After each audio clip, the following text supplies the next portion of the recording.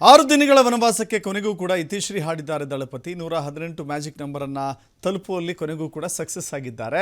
120 ಸ್ಥಾನಗಳೊಂದಿಗೆ ಸರ್ಕಾರವನ್ನು ರಚನೆ ಮಾಡಿದ್ದಾರೆ ದಳಪತಿ ವಿಜಯ್. 9 ಸಚಿವರ ಜೊತೆಗೆ ದೇವರ ಹೆಸರಿನಲ್ಲಿ ಪ್ರಮಾಣ ವಚನವನ್ನು ಸ್ವೀಕಾರ ಮಾಡಿದ್ದಾರೆ. ತಮಿಳುನಾಡು ರಕ್ಷಣೆ ನನ್ನ ಹೊಣೆ ಅಂತ ಹೇಳಿ ಘೋಷಣೆಯನ್ನು ಮಾಡಿದ್ದಾರೆ. ಡಿಎಂಕೆ ಸರ್ಕಾರಕ್ಕೆ ಹಿಡೀ ಶಾಪ ಹಾಕೋದಲ್ಲದೆ ಜೊತೆಗೆ ಅವರು ಮಾಡಿರುವಂಥ ಸಾಲದ ಲೆಕ್ಕವನ್ನು ಕೂಡ ಕೊಟ್ಟಿದ್ದಾರೆ.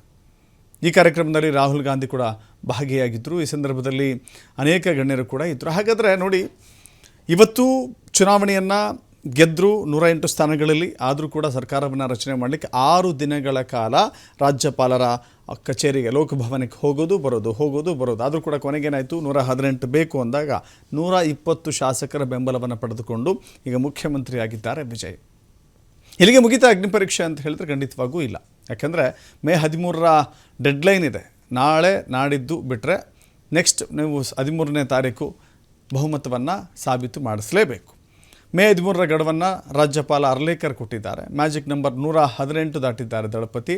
ಆದರೂ ಕೂಡ ಅವರ ತಿಳಿಸಿರುವ ರೀತಿಯಲ್ಲಿಯೇ ಕಾನೂನುಬದ್ಧವಾಗಿ ಅವರಿಗೆ 118 ಶಾಸಕರ ಬೆಂಬಲ ಇದೆ ಅಂತ ಹೇಳಿ ಮನವರಿಕೆ ಮಾಡಿಕೊಡುವಂಥ ಜವಾಬ್ದಾರಿ ಇದೆ. ಹೀಗಾಗಿ ಸರ್ಕಾರಕ್ಕೆ ಒಟ್ಟು 120 ಶಾಸಕರ ಬೆಂಬಲ ಇದೆ. ಅದರಲ್ಲಿ TVK 107, Congress 5, CPI 2, CPM 2, VCK 2, ಜೊತೆಗೆ ಮುಸ್ಲಿಂ ಲೀಗ್ನ 2 ಶಾಸಕರ ಬೆಂಬಲ ಸಿಕ್ಕಿದೆ. ಹೀಗಾಗಿ ಒಂದು ರೀತಿಯಲ್ಲಿ ಮೊದಲ ಅಗ್ನಿ ಪರೀಕ್ಷೆಯನ್ನು ಗೆದ್ದಿದ್ದಾರೆ. ಈಗ ಕುರ್ಚಿಯ ಮೇಲೆ ಕೂತಿದ್ದಾರೆ. ಆದರೂ ಕೂಡ ಮುಂಬರುವ ದಿನಗಳಲ್ಲಿ ಅದನ್ನು ಉಳಿಸಿಕೊಂಡು ಹೋಗಬೇಕಾದ ಜವಾಬ್ದಾರಿ ವಿಜಯ್ಗಿದೆ. ನೋಡಿ, ಇವತ್ತು ಕ್ಯಾಬಿನೆಟ್ಟನ್ನು ಸೇರ್ಪಡೆಯಾಗಿದ್ದಾರೆ 9 ಜನ. ಅಳೆದು ತೂಗಿ ಅನೇಕ ಇಕ್ವೇಷನ್ಗಳನ್ನು ನೋಡಿ ಇಲ್ಲಿ ಸಚಿವ ಸ್ಥಾನವನ್ನು ನೀಡಲಾಗಿದೆ.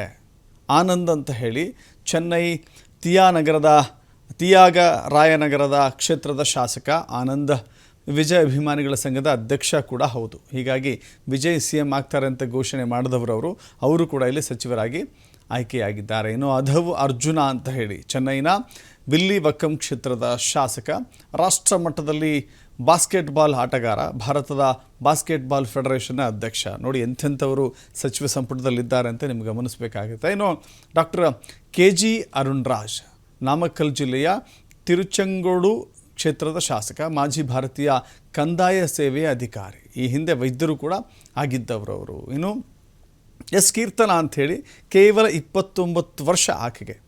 ಎಸ್ ಕೀರ್ತನ ಅಂಥೇಳಿ ಕೀರ್ತನ 29 ವರ್ಷದಕ್ಕೆ ಶಾಸಕರಾಗಿಯೂ ಸಚಿವರಾಗಿಯೂ ಕೂಡ ಆಯ್ಕೆಯಾಗಿದ್ದಾರೆ.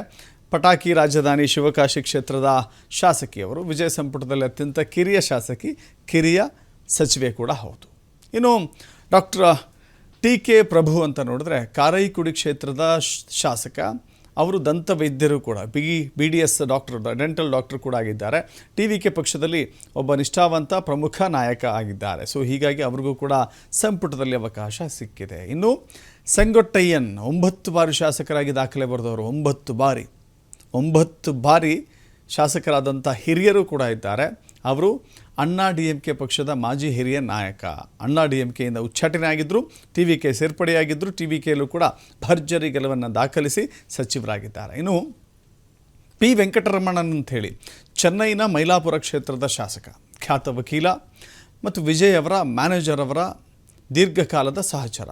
ಸೊ ಹೀಗಾಗಿ ಅವರು ಕೂಡ ಆಯ್ಕೆಯಾಗಿದ್ದಾರೆ, ಕ್ಯಾಬಿನೆಟ್ನಲ್ಲಿದ್ದಾರೆ. ಇನ್ನು ನಿರ್ಮಲ್ ಕುಮಾರ್ ಅಂಥೇಳಿ ಮದುರೈನ ತಿರುಪ್ಪರಾಂಕುಂದ್ರಂ ಕ್ಷೇತ್ರದ ಶಾಸಕ, TVK IT ಸೆಲ್ನ ಕಾರ್ಯದರ್ಶಿ ಕೂಡ ಆಗಿ ಕೆಲಸ ಮಾಡಿದ್ದಾರೆ. BJP AIADMK ತೊರೆದು TVK ಸೇರ್ಪಡೆಯಾದಂಥವ್ರು. ಇನ್ನು ರಾಜ್ ಮೋಹನ್ TVK ಪಕ್ಷದ ಪ್ರಚಾರ ಸಮಿತಿಯ ಅಧ್ಯಕ್ಷರಾಗಿದ್ದರು. ಪ್ರಮುಖ ವಾಕ್ಚಾತುರ್ಯದಲ್ಲಿ ಮುಂಚೂಣಿಯಲ್ಲಿದ್ದಂಥವರು. ಅವರು ಕೂಡ ಈ ಬಾರಿ ಗೆದ್ದಿದ್ದಾರೆ. ಜಾಲತಾಣದಲ್ಲಿ ಬಹಳ ಹೆಸರುವಾಸಿಯವ್ರದ್ದು. ಅವರು ಕೂಡ ಸಂಪುಟದಲ್ಲಿದ್ದಾರೆ. ಹೀಗಾಗಿ 9 ಜನ ಪ್ರಮಾಣ ವಚನವನ್ನು ಸ್ವೀಕಾರ ಮಾಡಿದ್ದಾರೆ. ಹಿರಿಯರು ಇದ್ದಾರೆ, ಅತ್ಯಂತ ಕಿರಿಯರು ಇದ್ದಾರೆ, ತಜ್ಞರಿದ್ದಾರೆ, ವೈದ್ಯರಿದ್ದಾರೆ. ಹೀಗೆ ಇಡೀ 9 ಜನರ ಸಂಪುಟವೇ ವಿವಿಧ ರೀತಿಯಲ್ಲಿ ಹೇಳ್ತಾ ಇದೆ. ಎಲ್ಲ ಪಕ್ಷ, ಎಲ್ಲ ಆಯಾಮಗಳಲ್ಲೂ, ಎಲ್ಲ ಕ್ಷೇತ್ರದಲ್ಲೂ ಕೆಲಸ ಮಾಡುವಂಥವರಿದ್ದಾರೆ ಅಂಥೇಳಿ ಇದಕ್ಕೂ ಕೂಡ ಈಗ ಮೆಚ್ಚುಗೆ ವ್ಯಕ್ತವಾಗಿದೆ. ನಾನು ಸಿ ಜೋಸೆಫ್ ವಿಜಯ್ ಎನ್ನುம் நான்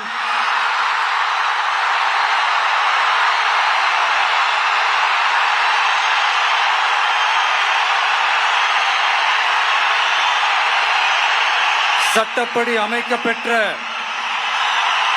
இந்திய அரசியல் அமைப்பின்பால் உண்மையான நம்பிக்கையும் மாறா பற்றும் கொண்டிருப்பேன் என்றும் இந்திய நாட்டின் ஒப்பில்லாத முழு முதல் ஆட்சியையும் ஒருமையையும் நிலைநிறுத்துவேன் என்றும் தமிழ்நாட்டு அரசின் முதலமைச்சராக உண்மையாகவும் உளச்சான்றின்படியும் என் கடமைகளை நிறைவேற்றுவேன் என்றும் அரசியல் அமைப்பிற்கும் சட்டத்திற்கும் இணங்க அச்சமும் ஒருதலை சார்பும் இன்றி விருப்பு வெறுப்பை விலக்கி